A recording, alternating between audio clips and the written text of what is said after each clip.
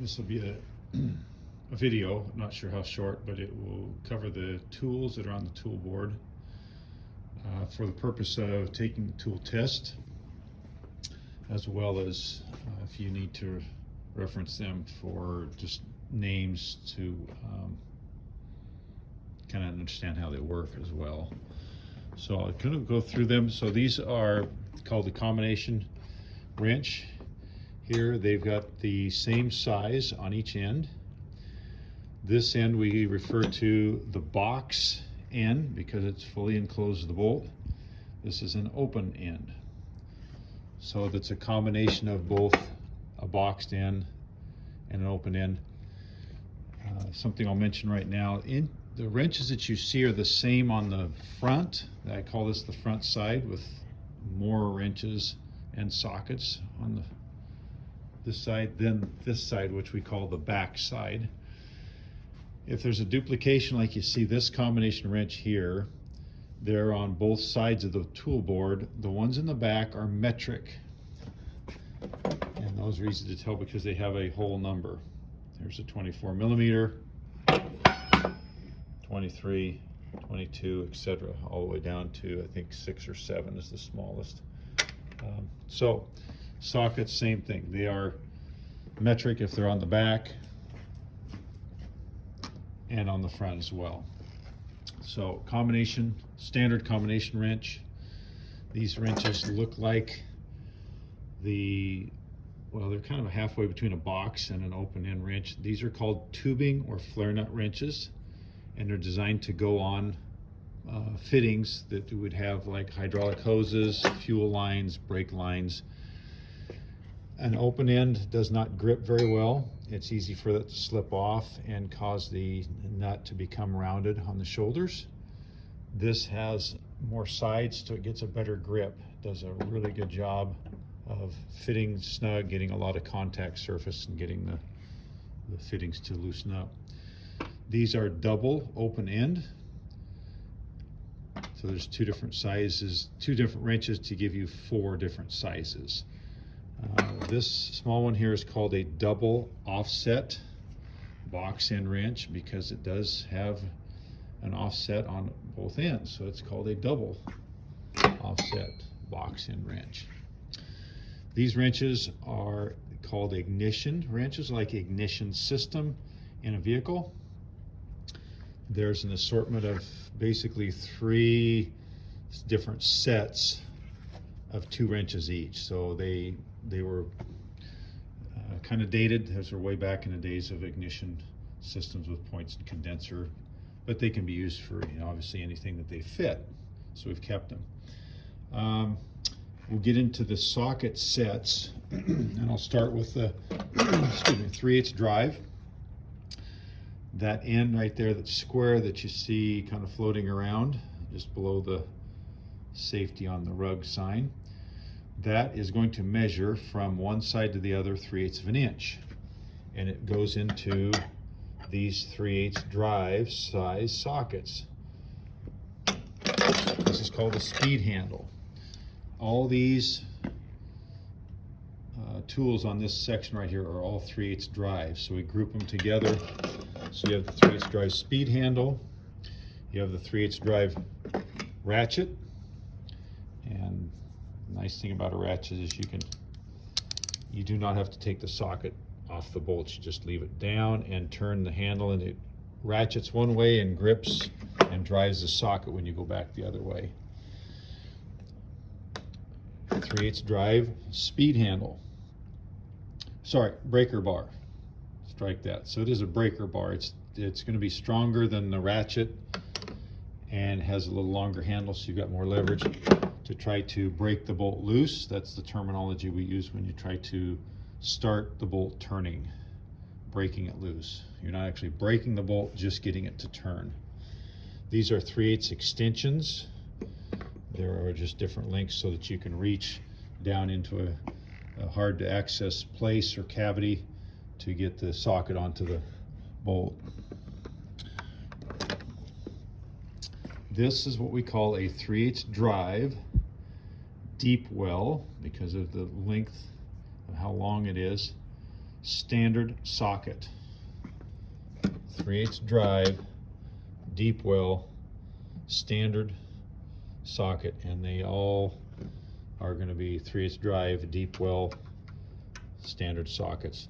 We don't identify this. You'd say it's like a 5/8 deep well or 13/16 or whatever size when you actually need to use it.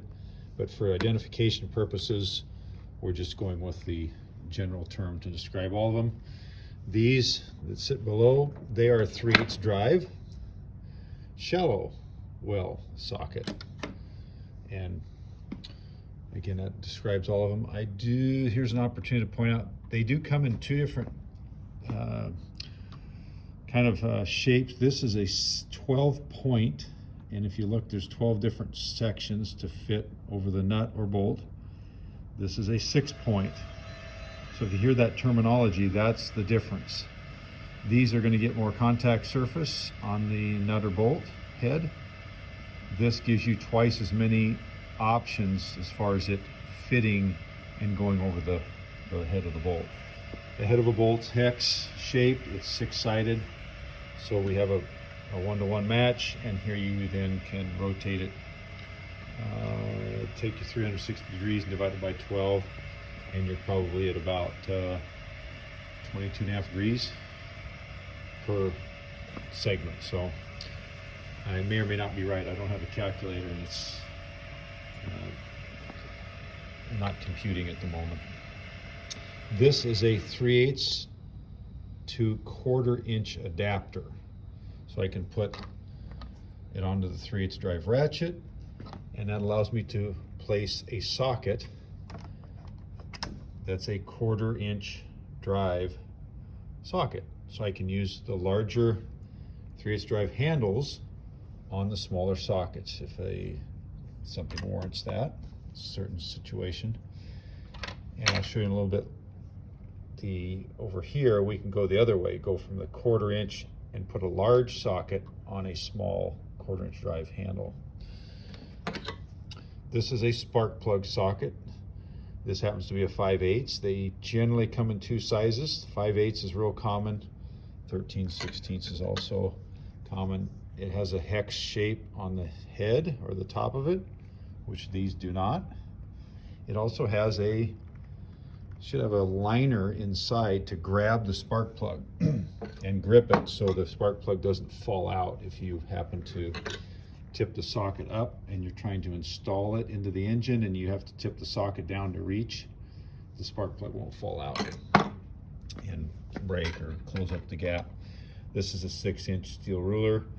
This happens to be a metric and standard inch. So you've got both on the front side scales, and then we also have fractional to decimal conversions in the back, which is sometimes pretty handy when we're trying to convert a specification to a measurement or vice versa. So by the spark plug socket, we have a spark plug gapping gauge. That's what this is for.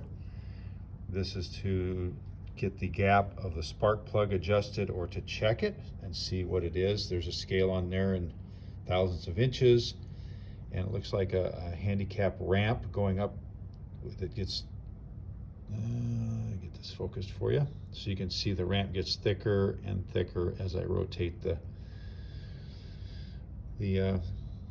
gapping gauge. So that's what those are for. And then if you need to adjust the gap, that's what the hole is for here. It's actually turns into a little miniature pry bar.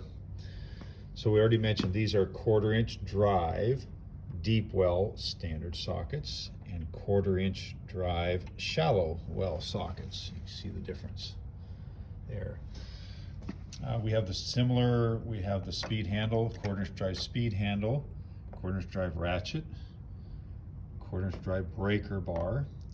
We have the adapter that we mentioned before over here on the 3/8, but this is going to be a 1/4 up to a 3/8 drive adapter. So 1/4 to 3/8 adapter. Extensions.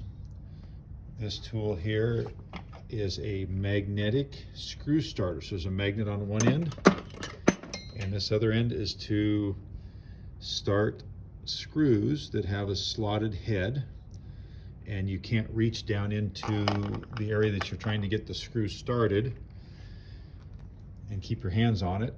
So this allows the tool to grip that screw and start it spinning into the hole and threading in, and then you can use a screwdriver to finish off and tighten it up. This tool is called a crescent wrench. Adjustable open end wrench is another name for it.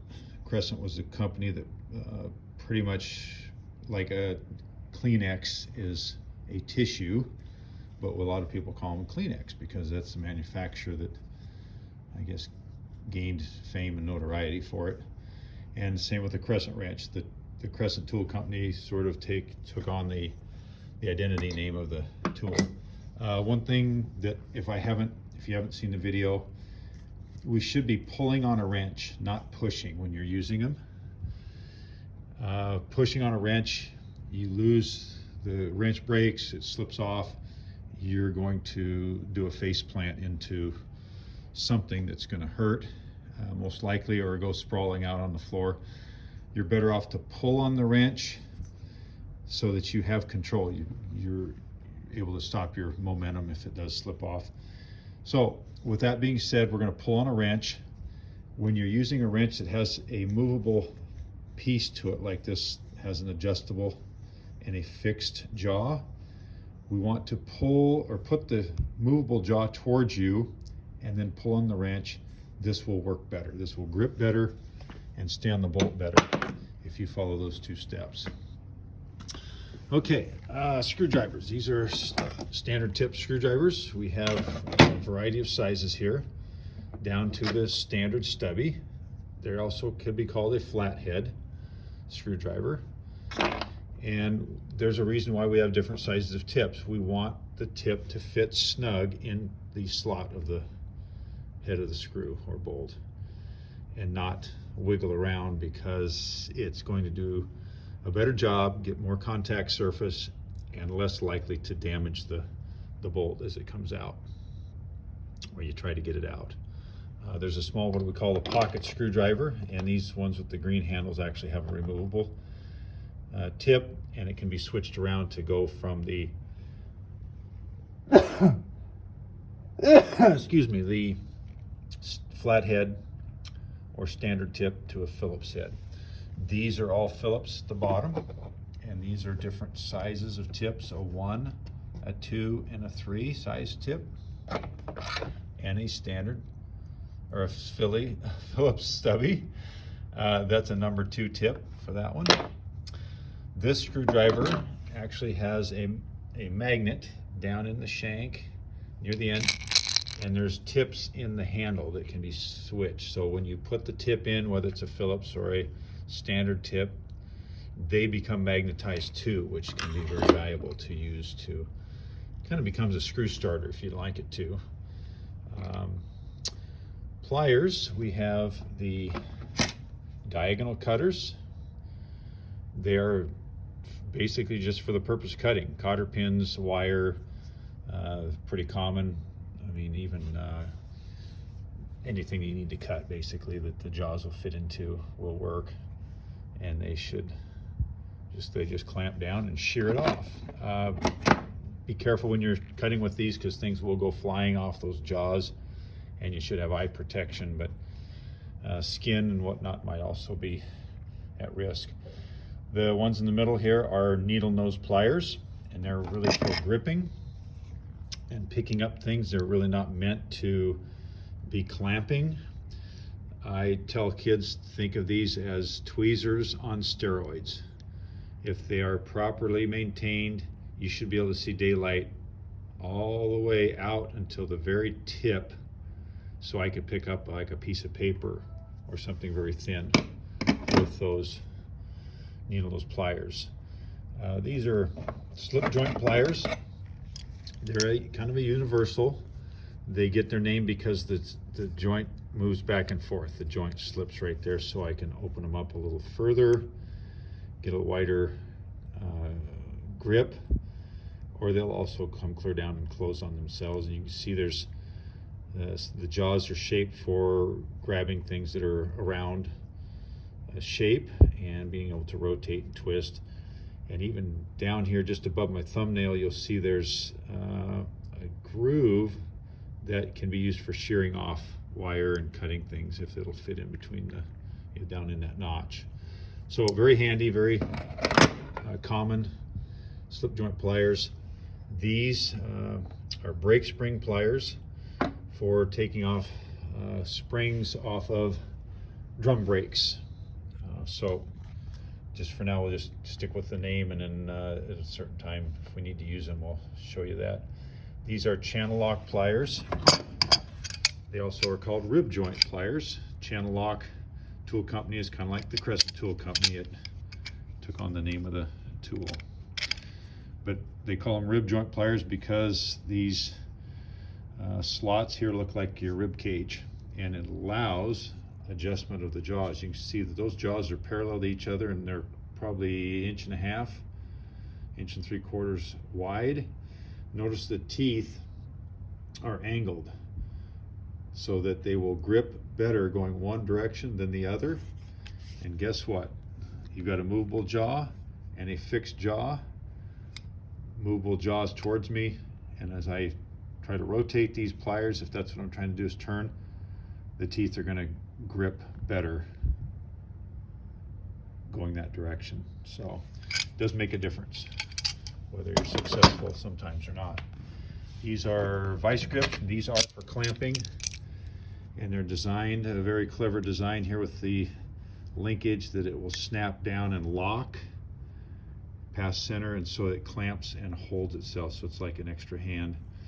These also have teeth that are slightly angled, and then to adjust where, because if you get onto something larger, let's say I'm going to grab the screwdriver, they won't lock now, so I have to loosen this set screw here to adjust the jaw opening, and then they will, again, they'll snap down and lock and maintain that grip by adjusting the end of it. These are called Allen or hex wrenches. They are 6-sided. These are called a ball end because you can see how they've been undercut, and allows a angle change. Which reminds me, I forgot to mention, this tool here is called a universal. That's a 1/4 inch universal, and that is a 3/8 universal. And they allow an angle change. So let's say I wanted to use a socket and I wanted to get in behind or around the corner onto a bolt. I couldn't come through this board, it's in the way, so I can come in at an angle, and it allows me to rotate, tighten the bolt with the socket at the same time it's adjusting for the angle.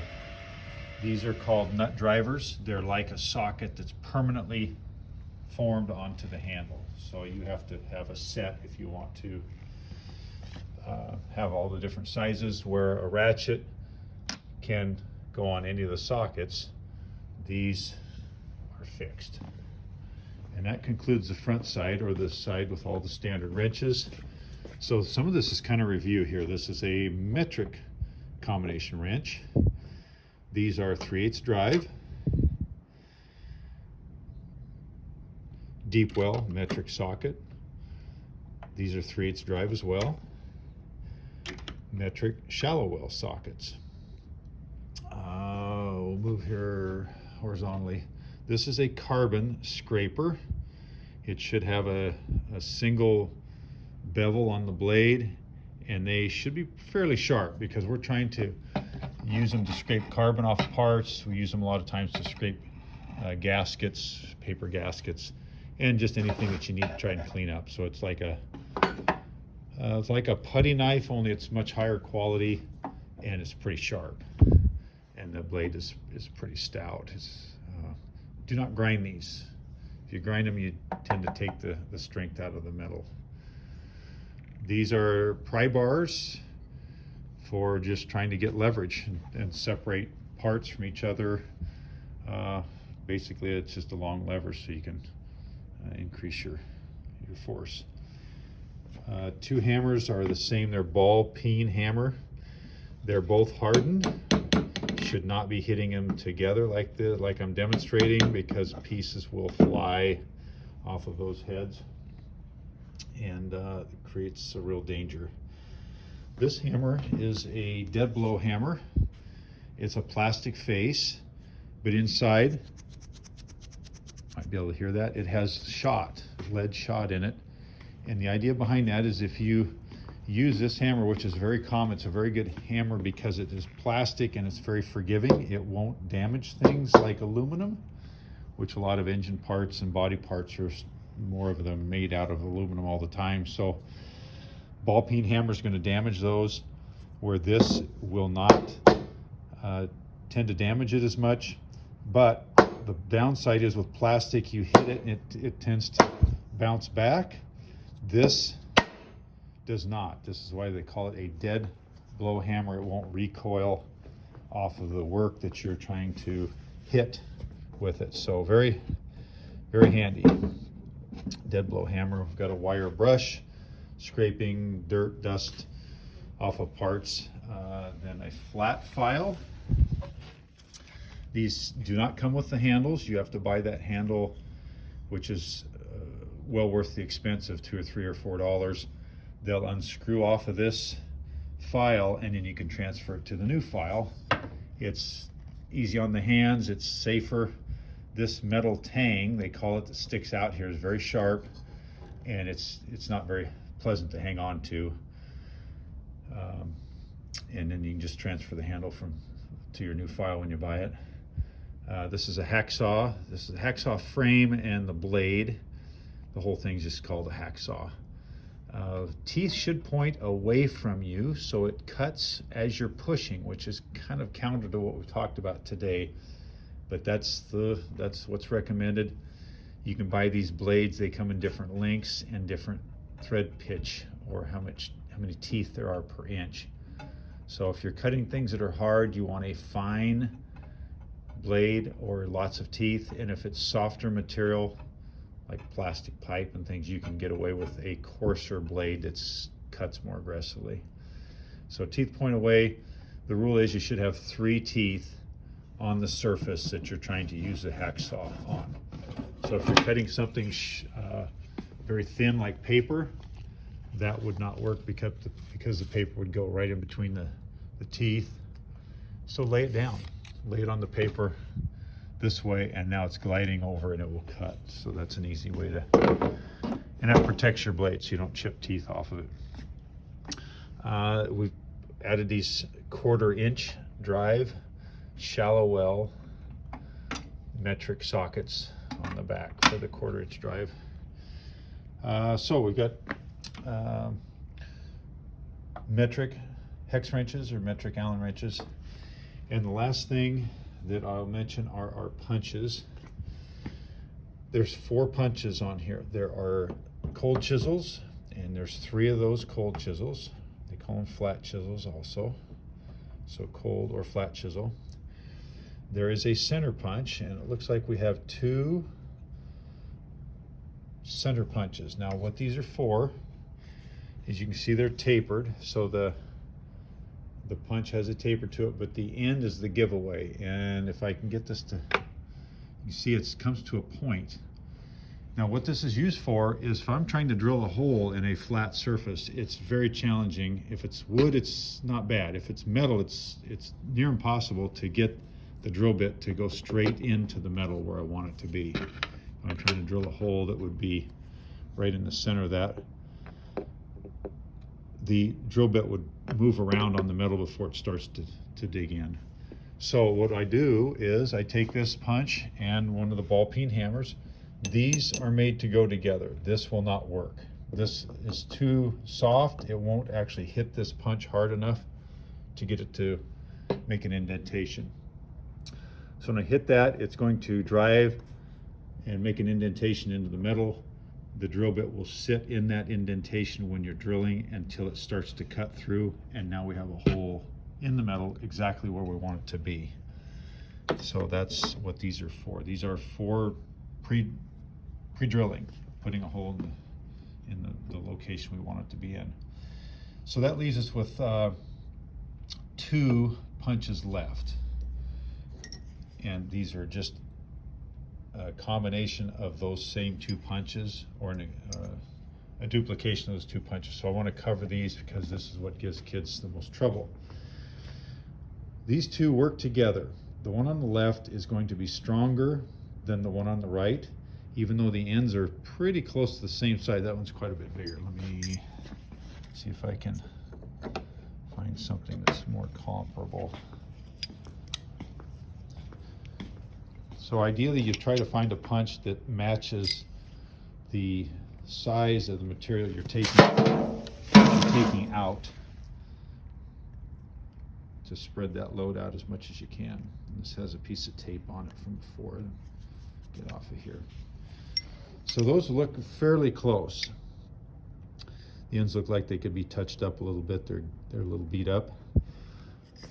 So let's say these 2 I'm going to use together, kind of a 1-2 punch.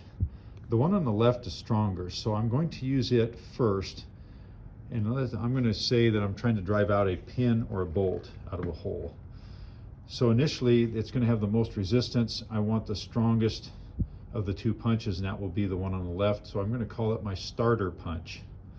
I will start the job, start the process with it. So it's called a starter punch. They're both flat. The difference is the one on the left is tapered for strength. So the starter punch is going to be tapered. The problem is when the starter punch begins to work and starts moving the bolt, it's going to get wedged in the hole, and now I can't go any further with it. So it's limited on how far I can drive the bolt fastener. So once it's moving, it's going to be easier to keep moving. Now I take the punch that's a little that's not tapered, that's a straight shank. I use it and I can push, drop down a little bit further. It'll go all the way in. So I can be able to push the bolt the full length of that shank. This is called a pin punch. A pin punch. Drift punch is another term that could be used, but pin punch is pretty common. And that's how you tell the difference. So they work together as, like I said, a 1-2 team. Starter, pin punch. The only difference is one's tapered, one's not. Tapered for strength. You need that at the start of the process. Okay, that should cover the tools by name, a little bit of the definition or background behind them. And obviously other questions you can ask in class, but you should be able to use this information to pass your test and move on. Thanks.